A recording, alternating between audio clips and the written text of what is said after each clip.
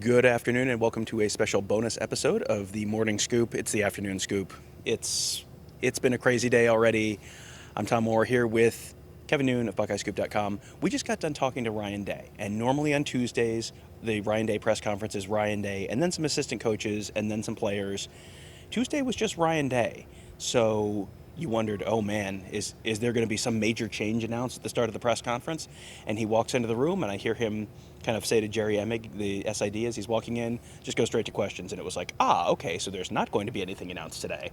That was a little surprising to me. Well, Ryan Day has proven during his tenure at Ohio State not to. It wasn't the same type of press conference that we would have had under Urban Meyer. There were no clown show terms thrown out there or anything else. I think Ryan Day is maybe a little bit more of a behind-the-scenes type of guy. We'll find out about a change once the change has gone down at that point. So I wasn't completely shocked, but when we did get notification from Ohio State that it was going to be Ryan and Ryan only, I was like, well, obviously they're not going to put any assistants on blast. They're not going to allow us to try and Jedi mind trick any players into saying something that they're not prepared for us to say. This is just going to be strict Ryan.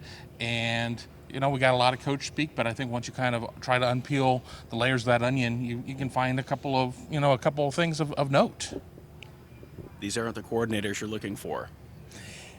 It's from Star Wars. No big deal.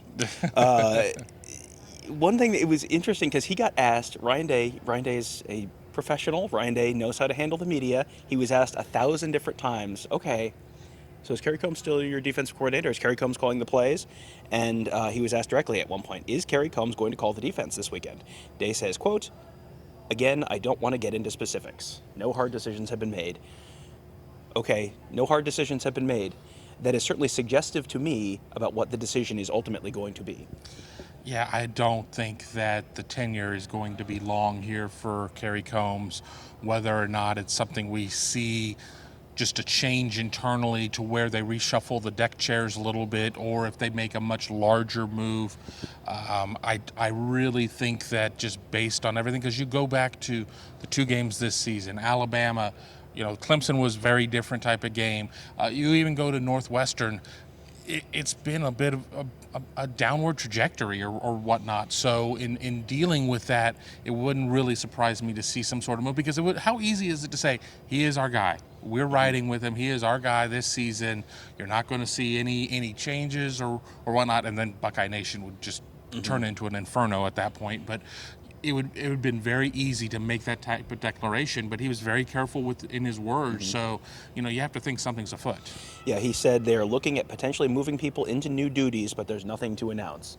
That again is, this is another non-answer that is sort of pointing toward a specific answer. One thing that I think a lot of people have looked at is, well, if Kerry Combs is gone, and I don't anticipate Kerry Combs being fired off the staff. You may have some different people involved in the process. The process of how the plays get called or how the game plan is put together may be a little different this week. I don't think they're going to fire him, but if they did fire him, one of the theories was, well, you have Paul Rhoads on staff as an analyst. Paul Rhoads has a long history as a defensive coordinator. He was defensive coordinator for Arizona last year, head coach of Iowa State back in the day. But Ryan Day was asked about, well, you have Paul Rhoads on your staff. Would you consider bumping him up to one of your, 10 assistant coach spots where you could be in the booth and calling the plays and that kind of stuff? And he shot that down pretty quickly. Yeah, but if we're playing with the scenario that Kerry is out, if you bring in somebody from outside the team, they're going to be in the same situation. You can't bring in Coach X or Coach Y, who's not part of the program right now, and say that they're going to know the players any better. I mean, even if you were to sit there and go and get the recently retired Greg Madison and bring him back, he might know some of the veteran players, but still at that point, I don't know. I didn't take as much out of that one, just because if we're going to play the biggest case scenario, I'm not going to call it worst case scenario, but the biggest case scenario, and that they make a wholesale change, anybody in that's going to be kind of behind the eight ball based on the parameters that Ryan mentioned. Yeah, and just so people understand, an analyst role like Paul Rhoads is in, you can't be very hands-on with the players. You can be at practice, but you're not like actively coaching the players. You just don't, he said basically you don't know the players well enough you don't know the personnel well enough to really be able to jump in. He said that wouldn't be fair to Paul to put him in that role, because you're not well enough set up. And I know there's been lots of speculation about people coming in from outside the program.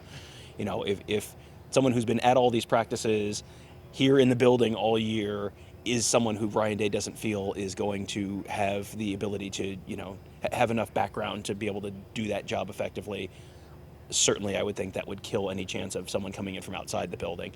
You know, Is it a Jimmy's and Joe's, or is it an X's and O's situation? well, that's a whole separate conversation, and the answer on What's up, Scoop the answer Man? the answer on that is that there is the answer of that on that is that they're looking at all of it. They are looking at everything that they were doing. They're looking at personnel. They're looking at scheme. They're looking at personnel, coaching, scheme, any of those three. And you know, he didn't really lay out. You know, on Saturday he said we're gonna look at it, and by Tuesday we'll know. And you kind of went, okay, well, he's going to say, well, it's kind of all three. And he basically said, yeah, it's kind of all three.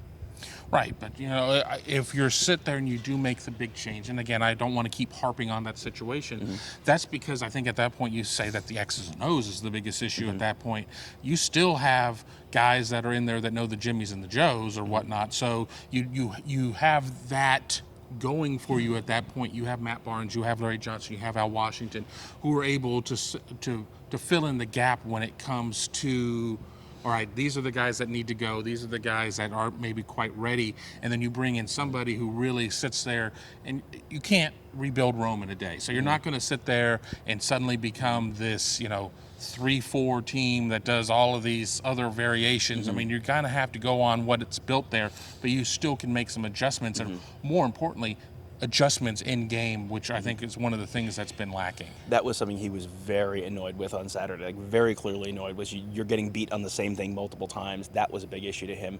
Something else that came up was the linebacker rotation. And, you know, I mean, the personnel piece of this, there's a couple personnel pieces of this. One is that Josh Proctor's out, and do you have a deep safety on this team, a free safety on this team who you truly trust, or do you need to move someone from another spot? That's sort of an open question. He said they're sort of looking at that stuff. The linebackers, too, they played so many linebackers again on Saturday. That was something that, you know, we came into the game, they had said, okay, they're going to shorten the rotations in all these different spots, and they shortened the rotation at wide receiver, and they shortened the rotation at, you know, I think defensive line and running back, and I mean, all these different spots. And then the linebackers was just like, everyone on the roster is playing in this game. That sounds like something that Ryan Day was not super thrilled about and is probably going to change this week. Right. You have to figure that there's going to be that conversation between Ryan and Al Washington about this. And whether or not it's a case of, you know, that just nobody is meeting their expectations at the position of playing up to snuff, so they're going to keep putting guys in there. But I don't know. I think Taraji Mitchell and Cody Simon play pretty well myself, but I am not a coach. If they want to offer me the DC position, Kevin A. Noon at yahoo.com, just email me right there. I don't even have representation. We'll just get this done. But, you know, outside of that, well, Tony Gerdeman, who's in the background, said that he would gladly take a couple percentage points off the top of that. But, yeah, they've got to tighten up that rotation.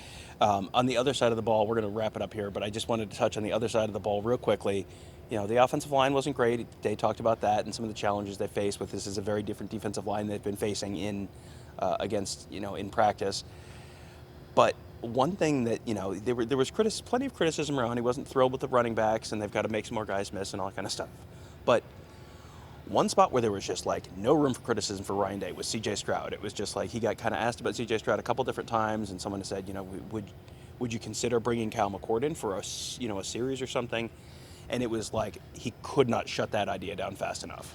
Right. I mean, he could have turned whoever asked it into stone at that point. I mean, I don't think he was angry at the person who asked the question. I think he was angry at the notion because, you know, CJ Stroud certainly has had decent numbers. I mean, we've seen some growing pains. I mean, this isn't a case of an already somewhat experienced Justin Fields coming in and stepping into the program. I mean, CJ Stroud had next to no experience based on 2020. You know, comes in, throws for nearly a school record. I mean, even though I think some of that yardage is a little bit deceptive just based on how that offense was set up, but no, we're not going to see somebody coming in for the sake of just mixing things up, you know, with the next four opponents being, you know, what you would maybe consider not up to the same level as Bad is the word you're looking for. I'm being diplomatic here. You know, it's part of my push for the DC job. But these bad teams, I think you're going to have opportunities in the second half, in the fourth quarter, to be able to bring some of the young guys in?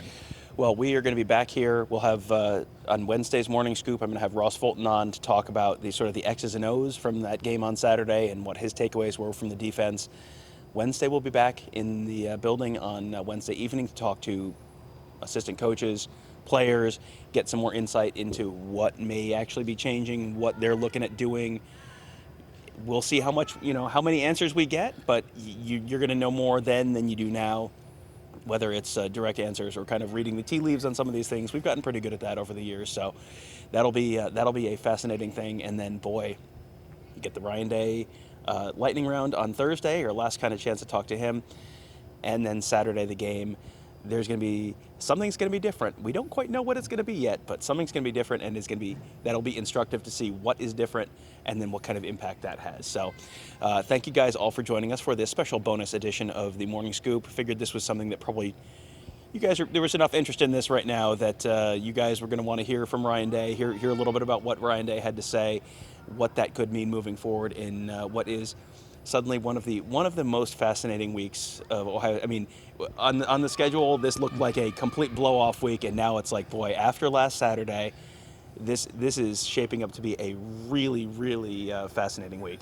Absolutely. I'm looking forward to it. Pre-game and post-game, before and after the Tulsa game as well. Just all sorts of content coming up. Keep it locked in. If you're catching us on YouTube, be sure to subscribe to the channel, hit the bell so you know whenever we bring out new content. It's frequent. You don't want to miss out. All right. Well, thank you guys for joining us, and we'll talk to you tomorrow morning.